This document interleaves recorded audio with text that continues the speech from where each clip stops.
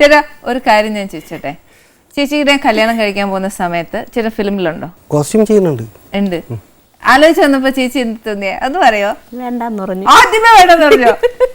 പിന്നെ ഞാൻ ചോദിച്ചപ്പോൾ അവർ പറയുക, അവിടെ ഉള്ളവരെല്ലാം പറയുന്നു സിനിമാക്കാരന്മാരെ സൂക്ഷിക്കണം, മദ്രാസിൽ വേറെ പെണ്ണും മക്കളും ഒക്കെ.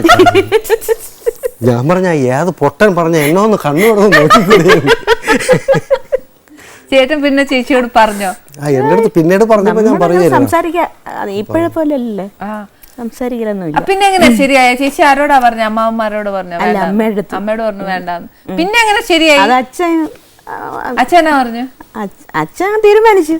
അപ്പോഴും നമ്മുടെ അഭിപ്രായം ഒന്നും ചോദിക്കില്ലല്ലേ. പിന്നീട് ശാന്ത എൻ്റെ അടുത്ത് ഒരു കാര്യം കൂടെ പറഞ്ഞു. എന്നതാ? വന്ന് ഇങ്ങനെ കൊണ്ടുവച്ചിട്ടൊക്കെ പോകും, ചായ തന്നിട്ട് പോകില്ല.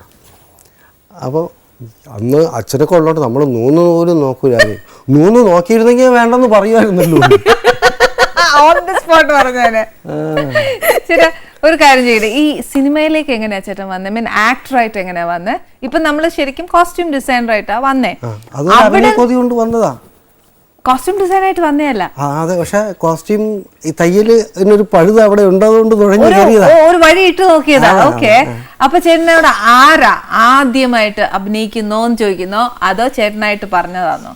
ചൂതാട്ടം എന്ന് പറഞ്ഞിട്ട് സിനിമ തിരുവനന്തപുരത്ത് തന്നെയാണ്. അത് നടക്കുമ്പോഴാണ് ഞാൻ മോഹൻദാസ് എന്നറിയാലോ, മേക്കപ്പ് മോഹൻദാസ്. ആള് കുമാരടുത്ത് തന്നെ ക്ലബ്ബും നാടകവും അവിടെ നായകനായിട്ടൊക്കെ അഭിനയിക്കുന്ന ആളാണ്. അപ്പോൾ നമ്മളെ ക്ലബ്ബുമായിട്ടൊക്കെ ബന്ധമുണ്ട്. ഞങ്ങളും ഇങ്ങനെ കുഞ്ഞ് അഭിനയിക്കാൻ വേഷം കിട്ടുമെന്നൊക്കെ നടക്കുന്നതല്ലേ, ഏഹങ്ക നാടകമൊക്കെ ചെയ്യും. അപ്പോൾ ഒരു ദിവസം തയ്യക്കടയിൽ വന്നപ്പോഴത്തേക്കും മോഹൻദാസനം പറഞ്ഞു, എല്ലാ ജെൻസും ലേഡീസും ഒക്കെ തയ്ക്കാൻ അറിയാവുന്നൊരു പയ്യനാ വേണം, നീ വരുന്നുണ്ടോ, നീ കടയിൽ നിന്ന് ഇറങ്ങിയാൽ നിൻ്റെയൊക്കെ ബുദ്ധിമുട്ടാകുമെന്നൊക്കെ ചോദിച്ചു. ഞാൻ കുഴപ്പമില്ലാതെ അങ്ങനെ പോയതാ ചൂതാട്ടത്തിന്. അങ്ങനെ അല്ല CS ലക്ഷ്മണേട്ടനെ കൂടെ അസിസ്റ്റൻ്റായിട്ട് കൂടിയതാണ്. അപ്പോൾ ആ പ്രൊഡ്യൂസർക്കും അറിയാം. അപ്പോഴും നമ്മളൊരു നാടകമൊക്കെ നടക്കുന്നുണ്ട്, ആൾ നാടകമൊക്കെ കണ്ടു. എന്നിട്ട് ഇപ്പോൾ ഡയറക്ടർ എന്ന് പറഞ്ഞിട്ട് എനിക്കൊരു കുഞ്ഞു വേഷമൊക്കെ. അത് കുതിരവട്ടം പപ്പുച്ചേട്ടനായിട്ട് മറ്റേ മൗസാൻ്റെ സ്റ്റുഡിയോയുടെ പുളിയിറക്കണം, അതിൻ്റെ അവിടെ ഒരു ചായക്കടയ്ക്കകത്തിരുന്നു. 1-2 ഡയലോഗുണ്ട്. അപ്പോൾ തരങ്കനിയിൽ ഡബ്ബിങ് ഒക്കെ തുടങ്ങിയ സമയം അവിടെ പോയി ഡബ്ബിങ്ങിന് എന്നെ തന്നെ വിളിച്ചു. അങ്ങനെ ഓക്കെ ആണെന്ന് വെച്ചാൽ എനിക്ക് തോന്നി എന്നെ തന്നെ വിളിച്ചത് അന്ന് എൻ്റെ ശബ്ദം ഇങ്ങനെ മാതിരി കൂകുന്ന പോലത്തെ ഒരു ശബ്ദമല്ലേ ആയിരുന്നല്ലോ. അപ്പം അതുകൊണ്ടൊക്കെ ആയിരിക്കും എന്നാൽ ആൾ തന്നെ ചെയ്യട്ടെന്ന് തോന്നിയിട്ടുണ്ടാവും. സുകുമാരൻ സാർ അകത്ത് വന്ന് ആകെ വല്ലാത്തൊരവസ്ഥയില്ല, ഇരുട്ടത്ത് വലിയ സ്റ്റുഡിയോക്കകത്ത് ആരുമില്ല. എന്നിട്ട് എല്ലാവരും മാറിക്കളയും, മൈക്കും തന്നിട്ട് അവിടെ പോയിരുന്നിട്ട് തുടങ്ങിക്കോ. അപ്പോഴത്തേക്ക് ഇതങ്ങ് കറങ്ങി നമ്മൾ ശ്വാസം എടുത്ത് കഴിയുമ്പോൾ ഇതങ്ങ് പോകില്ലേ, പിന്നെയും തിരിച്ചു വരണ്ടേ. അന്ന് അങ്ങനെയല്ലേ, ലൂപ്പായിട്ടില്ലേ ഡബ് ചെയ്യണം. പിന്നെ ഡയറക്ടർക്ക് ഇറങ്ങി വന്നു, അയാൾ തല്ല് തരുമോ, സുകുമാരനായിരുന്നു പഴയ പ്രായമുള്ളതാണ്, അയാൾ തല്ല് തരുമോ എന്നൊക്കെ വിചാരിച്ച. പക്ഷെ വന്ന് സ്നേഹമായിട്ടും തോളിച്ചിട്ട് ഞാൻ പ്രസ് ചെയ്യുമ്പോൾ പറഞ്ഞു തുടങ്ങിക്കോ എന്നൊക്കെ പറഞ്ഞിട്ട് നിന്ന് ഡബ് ചെയ്യിച്ചു. ചേട്ടാ ഈ നാടക അനുഭവങ്ങളെ കുറിച്ചൊന്ന് പറയാ. നാടകത്തിനൊക്കെ നീയൊക്കെ പേര് ദോഷമാടാ എന്നൊക്കെ പറയുന്നൊരു അവസരം അന്ന് ആ സമയത്ത് ഞാൻ തന്നെ ഒരു നല്ല നായക വേഷമൊക്കെ ചെയ്യാമെന്ന് വിചാരിച്ചൊക്കെ കൂട്ടുകാരും ചെയ്യുന്നൊരു നാടകമൊക്കെ സെലക്ട് ചെയ്യുമല്ലോ. പ്രിൻ്റഡ് നാടകമൊക്കെ എടുക്കും നമ്മൾ.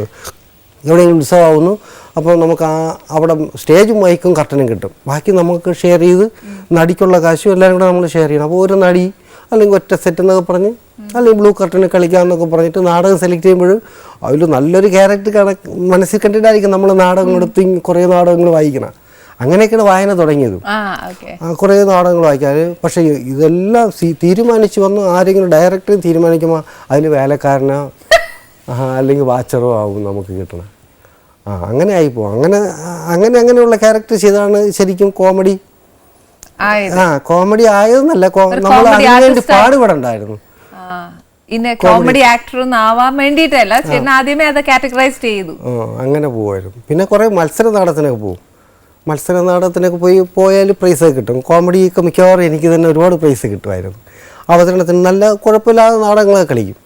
ഒരു നാടകത്തിൽ എനിക്ക് നല്ല ക്യാരക്ടർ കിട്ടി. ഒരു വൃദ്ധനാണ് നായിക. ആ നായിക തന്നെ 2-3 കുട്ടികളൊക്കെ ഉള്ള ഒരു ചേരിയിൽ താമസിക്കുന്ന ഒരു അപ്പൂപ്പൻ. ആ കുട്ടിയുടെ അച്ഛനൊക്കെ തന്നെയാണ്.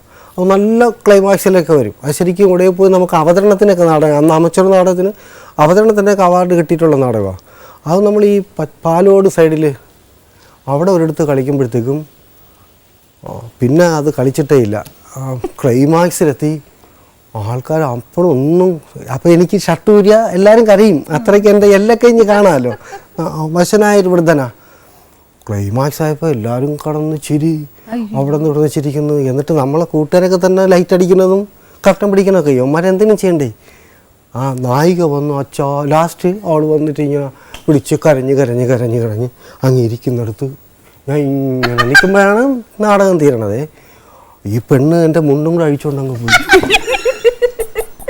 ഞാൻ പിന്നെ തയ്യൽ അറിയാമെന്നുള്ളതുകൊണ്ട് ഈ നിറമുള്ള തുണിയിലൊക്കെ മറ്റേ ഇങ്ങനത്തെ എംബ്ലമൊക്കെ ലേസൊക്കെ വെച്ച് നിക്കറൊക്കെ ഒരു നടിയിട്ടിട്ടുണ്ടായിരുന്നു. ആ അങ്ങ് വല്ലാണ്ടായി. ഇവിടെ എന്നാ അവിടെ നിന്ന് കഴിച്ച് പോയാലും വേണ്ടൂല, ഈ മുണ്ടെടുത്ത് മേലോട്ട് ഇങ്ങനെ പിടിക്കുന്നു അവിടെ ഇരുന്നിട്ട്. നല്ലൊരു ക്യാരക്ടർ കിട്ടിയത് അങ്ങനെ പോയി. അപ്പൊ ആസം കോമഡി ആണെങ്കിൽ അവിടെ കിടന്ന് നമുക്ക് എന്തെങ്കിലും ചെയ്യായിരുന്നു സത്യമായിട്ട്. സീരിയസ് റോൾ ചെയ്തിട്ട് ശരിക്കും നമ്മുടെ സിനിമയിലെ കോമഡി ക്യാരക്ടേഴ്സ് അല്ലാതെ ആസ് എ കൊമേഡിയൻ അല്ലാതെ സീരിയസ് റോൾസ് ചെയ്തിട്ടുണ്ട്. കഥാവിശേഷനൊക്കെ സീരിയസ് വേഷം. ദൃഷ്ടാന്തം, രാമായണം, ശുദ്ധരും ശുദ്ധൻ എന്ന് പറഞ്ഞൊരു പടം ചെയ്തു. പിന്നെ അപ്പോത്തിക്കരി. അപ്പം ഇതിനകത്ത് ചേട്ടനൊരു സീരിയസ് ആയിട്ടൊരു നടൻ ഉണ്ട് എന്നുള്ളത് കണ്ടെത്തിയതാരാ? കൊമേഡിയൻ അല്ല, ഈസ് റിയൽ ആക്ടർ എന്ന് കണ്ടുപിടിച്ച സുകുമാരൻ നായർ സാറായിരിക്കും. ആദ്യം എനിക്ക് ആ ഷൈനോ എന്ന് പറഞ്ഞൊരു പടത്തിൽ വളരെ സീരിയസ് ആയിട്ടുള്ള ക്യാരക്ടർ തരുന്നത്. അതിനുശേഷമൊക്കെ തന്നെ പിന്നെ പിന്നെ മാറി. പിന്നെ എനിക്ക് എൻ്റെയും ആ എൻ്റെ കഴുത്തൊക്കെ കോലമൊക്കെ നീളമൊക്കെ കുറഞ്ഞതല്ല, അവിടെയൊക്കെ ഇത്തിരി ചതയൊക്കെ വന്ന് എല്ലൊക്കെ മൂടി കുറച്ച് വ്യത്യാസമൊക്കെ വന്ന് എല്ലാം കൂടെ ഇങ്ങനെ ഒറ്റയടിക്ക് എങ്ങനെയോ വന്ന് പതിച്ചതാ. ദൈവം അനുഗ്രഹിച്ചു. പക്ഷെ ചേട്ടാ ഒരു കാര്യം ചെയ്യില്ല, ഇപ്പൊ ചേട്ടൻ കൊമേഡിയൻ റോൾസ് ചെയ്തു, അതേപോലെ സീരിയസ് റോൾസും ചെയ്തിട്ടുണ്ട്. ചേട്ടൻ ഏറ്റവും കൂടുതൽ ചെയ്യാൻ ഇഷ്ടം കോമഡി തന്നെയാ. സീരിയസ് മറ്റേ സീരിയസ് ആണ് ഇച്ചിരി വർക്ക്ഔട്ട് ഉണ്ടെന്നാണ്. സീരിയസ് അല്ല, സീരിയസ് കിട്ടുമ്പോൾ നമ്മൾ അത് ഓർത്ത് എപ്പോഴും പേശികളൊക്കെ മുറുകി നമ്മൾ ഒരുമാതിരി ഇങ്ങനെ ആയിപ്പോവും. ഒരു ക്യാരക്ടർ ചെയ്ത് കഴിഞ്ഞാലും ആ പടം കഴിഞ്ഞാലും അത് നമ്മളിങ്ങനെ എവിടെയെങ്കിലുമൊക്കെ കിടക്കും. കോമഡി ക്യാരക്ടർ ചെയ്യുമ്പോഴത്തേക്കും എനിക്ക് കൂടുതൽ പണിയുള്ളത് തോന്നി കോമഡി ചെയ്യുമ്പോഴാണ്. എപ്പോഴും നമ്മൾ ഒരു മത്സരം ഉള്ളിലുണ്ട്, ആരൊക്കെയാണ് കോമ്പിനേഷൻ. ആ സീനൊന്ന് ആദ്യം വായിച്ച് പിന്നെ അവരുമായിട്ടൊന്നിരിക്കും, ഇല്ലെങ്കിൽ തന്നെത്താൻ ഒന്നിരിക്കും. അവിടെ വേറെ എന്ത് പറയാം, ഇങ്ങനെ ഒരു അന്വേഷണം ഉണ്ടാവും. പിന്നെ നന്നായി കഴിഞ്ഞാൽ കിടക്കാൻ നേരത്തും കുറേ നമ്മൾ തന്നെത്താൻ ഒന്നിച്ചിരിക്കുകയൊക്കെ ചെയ്യും. ചിലപ്പോൾ ഉറക്കത്തിന് വെളുപ്പിനെ ഉണരുമ്പോഴൊക്കെ ഒരു ഉത്സാഹമുണ്ട്, നമുക്കൊരു മറ്റേ അത് വരില്ല, സീരിയസ് ആയി പോകും, മൂടിയായി പോകും. ചേച്ചിക്ക് ഏതാ ഇഷ്ടം? ചേട്ടന് കൊമേഡിയൻ റോൾസ് ആണോ സീരിയസ് റോൾസ് ആണോ ഇഷ്ടം? രണ്ടും കൊള്ളാം. കോമാളിത്തരം കൂടുതലെന്നൊക്കെ പറയണവരാ പിന്നെ ചേച്ചി നല്ലൊരു ക്രിറ്റിസൈസ് ചെയ്യല്ലേ? ചേട്ടാ കുറ്റപ്പെടുത്തുക അങ്ങനെയൊന്നും പറയില്ല. പിന്നീട് മക്കളെ കൂടെ സപ്പോർട്ട് കിട്ടുമ്പോഴത്തേക്ക് ഇച്ചിരി പൊങ്ങും. മക്കളുടെ കൂട്ടത്തിൽ നിന്നുകൊണ്ട് മക്കളെ കൂട്ടുപിടിച്ചേക്കുന്നൊക്കെ പിന്നെ പറയും അത് വേണ്ടായിരുന്നു, പക്ഷെ അത് ഇച്ചിരി കൂടിപ്പോയി. പിന്നെ നമുക്ക് എന്തെങ്കിലും ഇങ്ങനെയൊക്കെ ഉള്ളൊരു രീതിയുണ്ട്. ചില ഡയറക്ടറുടെ ക്വാളിറ്റി അല്ലേ സിനിമ ശരിക്കും സംവിധായകൻ്റെ എന്ന് പറയുന്ന പക്ഷത്താണ് ഞാൻ. അപ്പോൾ അതുകൊണ്ട് തന്നെ അവരനുസരിക്കുക എന്ന് മാത്രമേ ഉള്ളൂ. അതെ, കറക്റ്റ്. അവര് കാണുന്ന ഒരു വ്യൂ പോയിന്റ് ആണല്ലോ സിനിമ എന്ന് പറയുന്നത്. ചേട്ടാ ഇപ്പൊ നാടകത്തിൽ ചെയ്തു, സിനിമയിൽ ചെയ്തു, സീരിയൽസ് ഏതെങ്കിലും ചെയ്തിട്ടുണ്ട്? TV സീരിയൽസ് TV സീരിയൽ ഞാൻ ആദ്യം ദൂരദർശന വരുന്ന സമയത്ത് അതാണ് എന്നെ രക്ഷപ്പെടുത്തിയത്. അതിനു മുമ്പൊക്കെ മാലയോഗം, ധനം ചെയ്ത പത്മനാഭൻ്റെ പടത്തിൽ അതിനു മുമ്പൊക്കെ തന്നെ ചെറിയ ചെറിയ വേഷങ്ങൾ ചെയ്തിട്ടുണ്ടെങ്കിലും അമ്പലക്കര UPS, കുഞ്ഞമ്മയും കൂട്ടുകാരെന്നൊക്കെ പറഞ്ഞ് ഉറുവിൻ്റെ സീരിയലുണ്ട്. നമ്മളിവിടെയുള്ള പല കൂട്ടുകാരും കൂടെ ചേർന്നൊക്കെ ചെയ്തിട്ടുള്ളായിരുന്നു. അത് വന്ന സമയത്താണ് ഞാൻ സ്ഫടികം എന്ന് പറഞ്ഞ പടത്തിൻ്റെ പർച്ചേസ് ചെയ്യാൻ വേണ്ടിയിട്ട് കോട്ടയത്ത് ഷൂട്ട് നടക്കുമ്പോഴത്തേക്ക് ഏതോ സീരിയൽ കണ്ടിട്ട് എല്ലാവരും തിരിച്ചറിയും. പിന്നെ അത് ചോദിക്കും, കിന്നാരം ചോദിക്കും. ഞാൻ വല്ലാണ്ടായിട്ടുണ്ട്.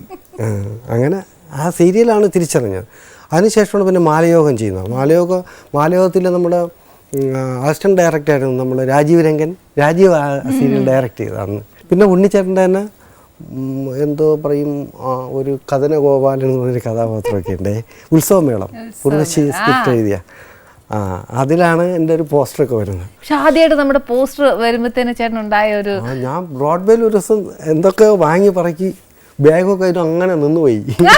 കുറച്ചൊരു 5 മിനിറ്റ് 6 ഷീറ്റ് പോസ്റ്ററിൽ ഞാനിങ്ങനെ പപ്പുവട്ടനെ കൂടെ നിൽക്കുന്നു, ഇങ്ങനെ ചാടി നിൽക്കുന്നതാണ് ഇങ്ങനെ വലിഞ്ഞിട്ട്.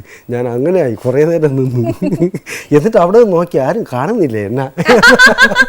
എപ്പോഴാ റെക്കഗ്നൈസ് ചെയ്തേ? അത് എനിക്ക് കാവടിയാട്ടം എന്നൊരു പടം ഷൂട്ടിംഗ് നടക്കുമ്പോൾ എറണാകുളത്ത് അതിന് പർച്ചേസ് ചെയ്യാൻ പോയപ്പോഴാ ഇത് ഈ പോസ്റ്റർ കാണുന്നത്. അല്ല അപ്പൊ പിന്നെ എപ്പോഴും ഓട്ടോഗ്രാഫ് ഒക്കെ എഴുതി കൊടുത്തിട്ടില്ലേ? അതൊക്കെ പിന്നെ കുറേ കഴിഞ്ഞിട്ട്. ചേച്ചി പിള്ളേരെ പറ്റി എനിക്കറിയാം, പക്ഷെ എന്നാലും ചേച്ചി ഒന്ന് പറഞ്ഞേ, മോനും മോളും ഒക്കെ എന്ത് ചെയ്യുന്നു നമ്മുടെ ആൾക്കാർക്ക് വേണ്ടി, നമ്മുടെ പ്രേക്ഷകർക്ക് വേണ്ടിയിട്ട്? മോള് ഡെന്റിസ്റ്റാണ്. ഡെന്റിസ്റ്റ്. കല്യാണം കഴിഞ്ഞു. 5 വയസ്സ് ആവാറായി മോന്. ചെറിയ മോന്. ഓക്കെ. മരുമോൻ എഞ്ചിനീയറിംഗ് കോളേജ് ലെക്ചറാണ്. മോന് ഇപ്പൊ കല്യാണം കഴിഞ്ഞു. മരുമോള് ഡെന്റിസ്റ്റാണ്. മോൻ ഇന്ത്യ സിമെന്റ്സിന്റെ ഓഫീസിൽ ഫോറിൻ എക്സ്ചേഞ്ച് ഉണ്ട്, അവിടെ വർക്ക് ചെയ്യും. ഒരു വായി നോക്കി പോയപ്പോ വേറൊരു വായി നോക്കി വന്നു.